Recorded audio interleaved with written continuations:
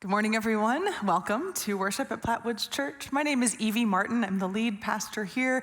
It's good to be gathered together here in this space, and also a special welcome to those of you worshiping with us online this morning.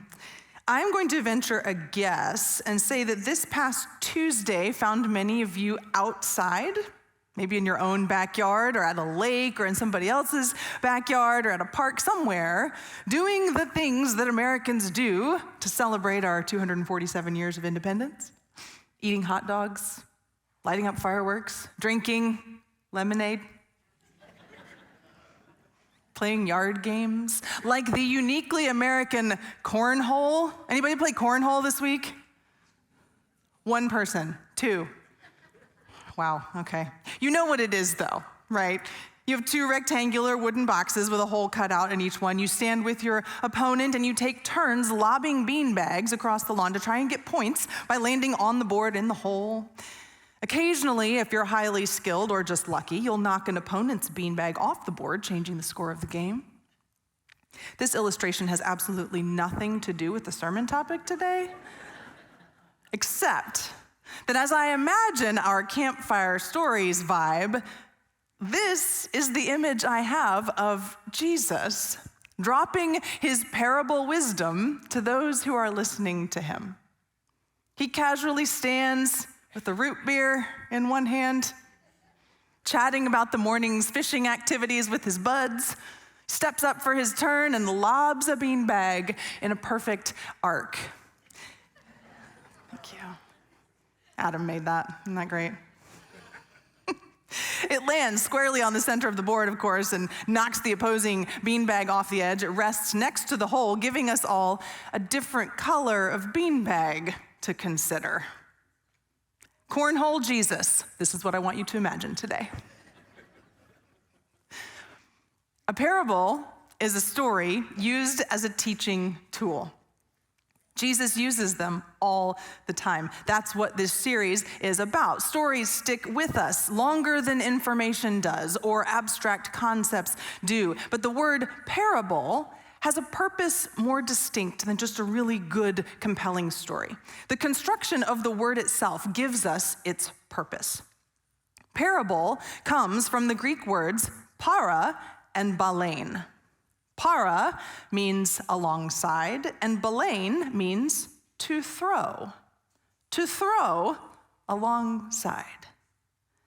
A parable is a story, a viewpoint, a metaphor to throw alongside what already exists, to give us a different POV, as the kids would say, to cause us to pause in our assumptions about the world, to agitate the understandings that we've grown accustomed to give us another possibility to consider. Jesus lobbing beanbag stories alongside our ideas of how the world works, messing up the whole game.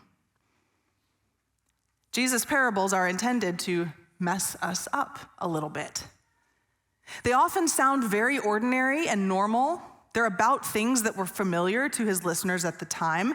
They've begun to sound familiar to us too if we've heard them over and over again. But what we sometimes miss is that every parable has an element of surprise, something that isn't normal at all, something that's supposed to grab our attention and make us go, wait, what? Last week, Pastor Jess pointed out this surprise element as he preached about the parable of the sower, who scatters seeds all over the place, on rocky soil, in thorns, on a path, in good soil. The surprise in that story was, of course, the fact that that's not at all what a good farmer would do. What a waste of seed. But that surprise, of course, was the very point. It draws us into the deeper questions of what God is like. So today, I thought it would be a great idea to tackle a sequence of 4 really short, almost one-liner parables that come later in the same chapter from last week, Matthew chapter 13. Each of these 4 parables begins with the same phrase: the kingdom of heaven is like ... Jesus' purpose in his life and his ministry and his teaching was to make known to people that the kingdom of heaven is now, that he is it, and we can already be a part of it. But he never just flat out says, this is it. Here's the blueprint. This is what the kingdom is. He's much more abstract, pointing instead to what it is like. He helps us recognize what it feels like, what it sounds like, what it looks like, what impact it has when we are in it. It's a lot like, to go with our summer theme, the difference in trying to define an experience of jumping into a pool by explaining the molecular makeup of water, listing the temperature in both Celsius and Fahrenheit, calculating the buoyancy force based on the density of your body and the water, as opposed to describing the feelings of coolness and refreshment, relief from the relentless sun as the water sizzles on your hot skin, and the magic of weighing less than you do on land. One path gets us at what the thing is, the other gets at what it is like when you are in it. In the following verses, Jesus gives his listeners 4 metaphors to try and give shape to what the kingdom of heaven is like when you are in it. Because they already have an idea of kingdom. They have an idea of what the kingdom of earth is. And so he needs to mess up that understanding. He tosses different stories alongside. In verse 31 of Matthew chapter 13, Jesus told another parable to them. The kingdom of heaven is like a mustard seed that someone took and planted in a field. It's the smallest of all seeds, but when it's grown, it's the largest of all vegetable plants. It becomes a tree so that the birds in the sky come and nest in its branches. He told them another parable. The kingdom of heaven is like yeast, which a woman took and hid in a bushel of wheat flour until the yeast had worked its way all through the dough. And then there's a break. I'll skip a few verses here because he actually goes back and explains another parable that he had told earlier, so we're cutting that part out and moving along. The kingdom of heaven is like a treasure that somebody hid in a field, which somebody else found and then covered up. Full of joy, the finder sold everything and bought that field. Again, the kingdom of heaven is like a merchant in search of fine pearls. When he found one very precious pearl, he went and sold all that he owned and bought it. In this sequence, Jesus gives us mustard seed, yeast, treasure in a field, and a merchant. And like I said, I originally thought it would be a great idea to address these all in one message. They're short and sweet, they come in rapid succession, no problem. Turns out that was a terrible idea. Entire books have been written on each individual metaphor here, but it's too late, we're committed, I'm gonna give it my best shot. First of all, it's worth noting that these parables in chapter 13 are part of what is called a catena, or a series of related or connected things. We see this a lot in literature, especially in teachings. And often when we see catenas in biblical writing, the later building blocks that are coming often reinforce the original message, but then add on and build on to the argument with something new. So for example, we started with a mustard seed, a very small thing that grows into something big. And then next we have yeast, also a very small thing that grows into something big. But the seed's growth is a natural function. And here's the difference. The yeast's growth is a product of human action. So similar, but building on the original idea. It's also important to mention that we have different audiences for these parables. The first 2 are addressed to the masses. Jesus is teaching from a boat out on a lake because so many people have gathered to hear him. So the full crowd gets the mustard seed and the yeast stories.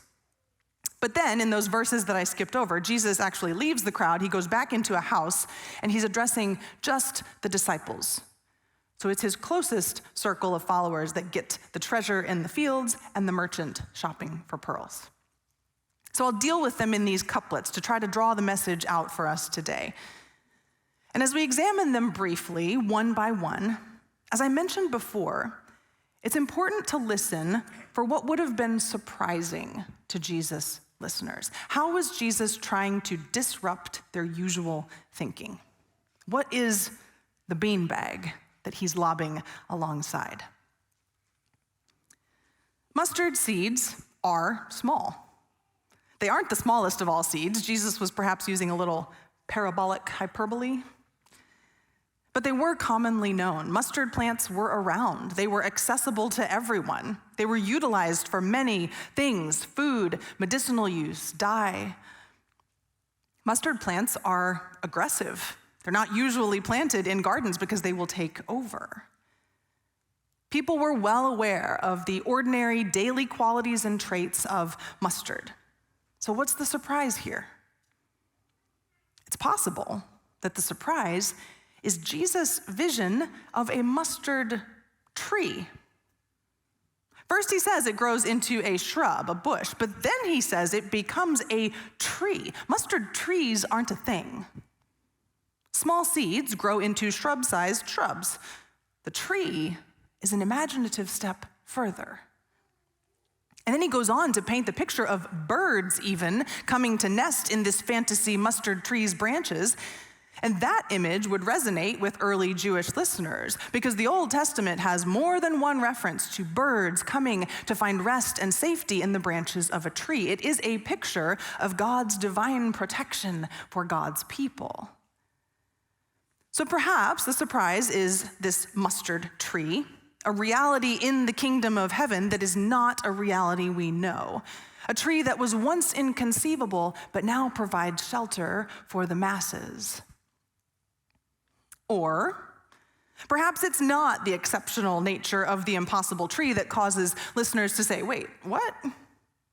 Perhaps it's the absolute ordinariness of its humble mustard origins. There are also Old Testament references to magnificent, majestic trees, cedars of Lebanon and the like. These trees stood for the power of the empire. Such regal trees as these were the emblem of what kingdom power could and should look like, the dominant power that the ragtag Israelites may have been hoping for in their Messiah. But instead of the mighty cedars, Jesus chooses for his kingdom flag the lowly, ordinary mustard plant. How disappointing. And yet, he says, from this ordinary, insignificant seed comes shelter and provision for the masses. There's no explanation to how. That's not the point of a parable, but that's what it is like in the kingdom of heaven. So from this image, Jesus continues, speaking to the same audience, but he switches from plant to person. The kingdom of heaven is like yeast, which a woman took and hid in a bushel of wheat flour until the yeast had worked its way through all the dough. At first listen, nothing sounds surprising to our ears here, and certainly a woman baking bread for the listeners of Judea was not a surprising image. It happened all around them every day.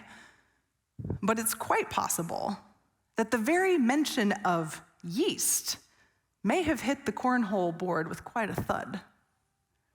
Yeast, or leaven, when referenced metaphorically in other places in the Bible, has more often than not had a negative connotation. Jesus himself alludes to the yeast of the Pharisees, a pervasive and false influence that leads people astray. Because of its nature as an infiltrating agent, yeast as a metaphor is generally something to avoid. It's frequently aligned with the evil of this world. Why on earth would the kingdom of heaven be anything like yeast? And if we tease out the analogy even more, it's not even the yeast itself that Jesus is referring to here. Yeast on its own is value and action neutral. It does nothing. But when mixed with a portion of flour and water and the process of fermentation, it becomes what we would call sourdough starter. It's icky and bubbly and weird and smelly. But it's that goopy, strange mess that begins to work the magic through the dough around it. And with the work and tending of a baker woman's hands, a divine gift of golden, crusty loaves with a warm, chewy center brings awe and drool and wonder to those nearby to receive it. Maybe this parable is trying to tell us that we will know the kingdom of heaven when we see the movement from ick to delish. when a gross, pervasive blob transforms into nourishing, mouth-watering goodness. But there's another surprise in this analogy. We don't catch it in our English translations. The amount of yeast or starter is small. We get that part. But our version says it's hidden in a bushel of flour. The original Greek reads 3 measures of flour. 3 measures is a lot, like 50 pounds. It would make enough bread. I don't even know how much bread that would make. Enough for 100 people, 200 people? That's a lot. The proportions here aren't right. There's some divine work in the woman's hands as she hides and kneads and bakes. Whatever it is that is happening in this kingdom bread is meant not just for the baker or for her family or even for a few of her close friends. It's meant to bring mouth-watering goodness and sustenance to a whole lot of people. As one scholar suggests, God is like a woman who can take the yeast, the evil of the world, and turn it into bread for the masses. It should not be lost to our modern attention then that just one chapter later, Jesus takes 5 loaves and 2 fish and feeds how many people? The masses. This is what the kingdom of heaven is like. A couple of weeks ago, I was up here on the screen for you all with our bishop, Bob Farr, and Bishop Joaquina Nyanala in Mozambique. If you were here, you remembered that short little video. We were at a United Methodist church in a community called Hanyane. And I first visited Hanyane about 4 years ago, and it is what I would call a kingdom place. Something is happening there that feels palpably different from most other ordinary places. I can't pinpoint it exactly, but I can feel it when I'm there. The Methodist Church in Hanyane recognized a problem about a decade ago or so. There was a surprisingly large number of older women, all of them widows, who were being cast out of their family homes. In a culture that's still largely religiously syncretist, people were claiming that these women were practicing witchcraft and therefore disowned them and turned them out to the fields and the roads. And when you dig deeper into the stories, it seems the families simply didn't want to take care of them, but who's going to argue with, she's a witch? We've seen that playbook before. The Methodist Church in Mozambique stepped in, and the Hanyane Women's Home was born. It wasn't much to look at the first time I visited, but there was a roof over their heads, a nurse who visited weekly, a small garden for them to grow their food, and a church community that cared for them. This time when we arrived, the garden was no longer a garden. It was an agricultural center. It was acres upon acres between the home and the church with crops and chickens and pigs. The women who can still tend to it, but now so does the church and the local district employees, because now it feeds the whole community. The hand well for water that was installed almost a decade ago by Missouri Methodists has now been supplemented by a solar-powered tower well, which means it's capable now of irrigating all the fields. What began as ick and brokenness in human relationships began to work its way through a town of people. And not only do the unhoused now have a place to lay their heads, the community has more than enough delicious food to eat. From these first 2 simple parables, the mustard seed and the yeast, we can pull on a few similar threads.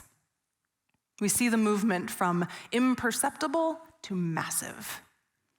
Whether that's by the natural process of germination and growth or by the active agent of baker and preparer, the kingdom of heaven is at work in the hidden and unseen places.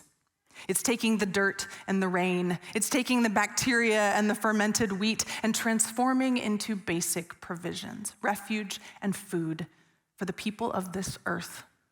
Everyone will have what they need. We also see the absolute ordinariness of the kingdom of heaven. It's not unfolding or being revealed in some far-off place with select people, inaccessible to those who need it most.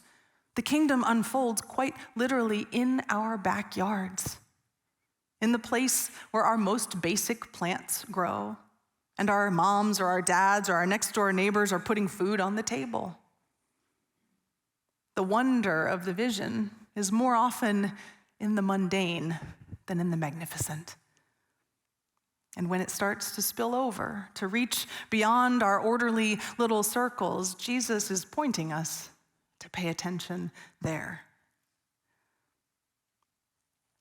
If these first two parables point us in the direction of the kingdom of heaven being manifest in transformation and multiplication and provision for the masses, the next pair of parables takes us in a more interior direction.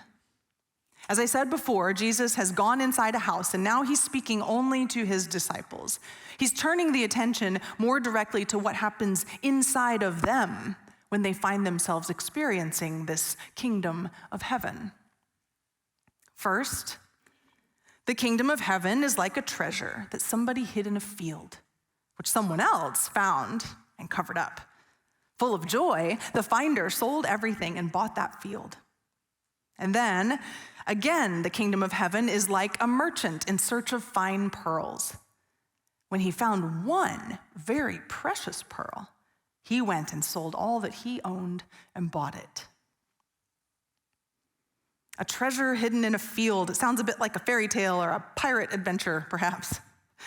That part might seem like the surprise to grab our attention, that there's this treasure just randomly buried. But it was actually much more common than you might think.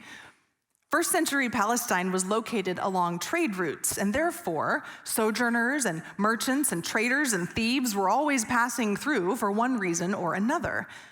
There were few safe places for people to store valuable possessions, so it was not uncommon to simply bury them in a field along the way and then come back for them later. In this story, the surprise isn't that a treasure was buried in a field, nor is it that someone else finds it. We know that it wasn't the landowner because the finder goes on then to buy the field, so it was most likely a day laborer, someone working in the field who just so happened to stub his toe on the corner of a jeweled box, or whose hoe hit the resounding metal of a gilded chalice, or maybe it was just someone passing through. The surprise instead comes in the economics that follow. If it was a day laborer who found the treasure, he then upended his life and whatever possessions he and or his family had to their name. It would have taken a massive amount of resources, which he likely didn't have, to acquire the field that contained this treasure. The finder, who wasn't even looking for anything in the first place, exchanges his limited but proven means for unlimited but also unproven treasure. The divine reign of the kingdom of heaven in this world can go entirely unnoticed. You might walk right past. But when it is stumbled upon, the finder is willing to reorient their entire life and any semblance of security and provision they currently have. That's wild.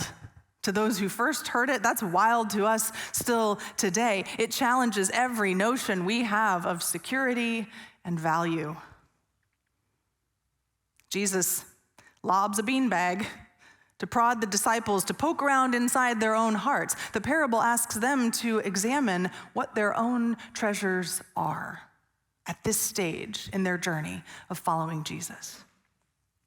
Maybe they are finders who weren't even looking for anything up to this point. They might be about to stub their toe and then have a choice to make about what is going to be worth living their lives for. And the final parable follows a similar plot line as the treasure in the field, except this one comes with a shock right out of the gate. To us, a story about a merchant is no big deal. Merchants are generally a respected bunch in our day and age, but this was not so for Jesus' disciples who first heard this story. A merchant was a socially suspect character, Someone out wheeling and dealing, buying and trading, always looking for a deal to get himself ahead. A merchant was someone striving to find value and make value in the things that are not truly of value. The kingdom of heaven is like a merchant? Jesus, come on. How could this possibly be? He has their attention. So now they have to wrestle with his story. This particular merchant, different from the treasure finder, is actually looking. He is on the hunt for pearls of great price. He knows there are marvelous jewels out there, and he has his eyes open for such wonders. The second surprise that happens here, though, is that when he finds just one, a very precious one, he too goes and sells everything he has in order to possess this pearl of immeasurable value. He has recognized a value greater than his entire livelihood. The merchant, the antagonist in this unlikely parable, is about to be transformed. He gives up not only his possessions, but he gives up his profession as well. A merchant without any other goods is no longer a merchant. His entire identity is reimagined. His entire existence is changed. He's now simply a man with a pearl.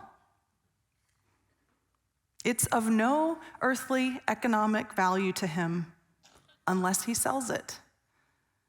But the economics are not the value. The gift itself, the beautiful pearl, the thing that is unlike anything he's ever seen before, is what fully satisfies. It is all he needs. The kingdom of heaven is like this. These are the parables that confuse and befuddle. It was hard for the disciples. It is hard for us to imagine a reality, a treasure, a gift so extraordinary that we cannot fathom it until we find ourselves in it. And then when we do, our lives, our priorities, our identity, all of it is completely reorganized. That's what the kingdom of heaven is like, Jesus says. You'll know it when you stumble on it or when you find it, if you're looking. And then you'll have your choice to make. We can let it change us completely, shape us into entirely new kinds of people with new kinds of priorities, or we can keep living by the rule of the kingdom of earth, the one in which the economics don't seem to provide food and shelter for the masses, the one in which the person who has the most is the most and will always be searching for more. Jesus' parables, thrown alongside the realities of the world we live in, provoke us to another way of seeing and valuing things. They invite us to believe in, to hope for, to work toward abundant provision for all people, and to upend our status quo completely when we find that hope coming to life around us. Will you pray with me? We don't see it, but it's everywhere we look. We don't hear it, but its message is constantly whispered throughout the world. We can't touch it, but its energy flows through every interaction, every connection. This kingdom of yours, God, is hidden in the ordinary stuff that makes up our everyday lives. It's yeast in a loaf of bread. It's a tiny seed that imperceptibly sprouts and grows in the unseen place. And while we may miss it or doubt it or wonder why it appears weak in the face of evil, your kingdom exerts a force on us, calling us to be more than our selfishness and pride, leading us to love and serve in ways that leave our world different. And so, God, we celebrate this hidden kingdom of yours. We praise you for its gentle power, and we open ourselves once again to its life-giving flow. Amen.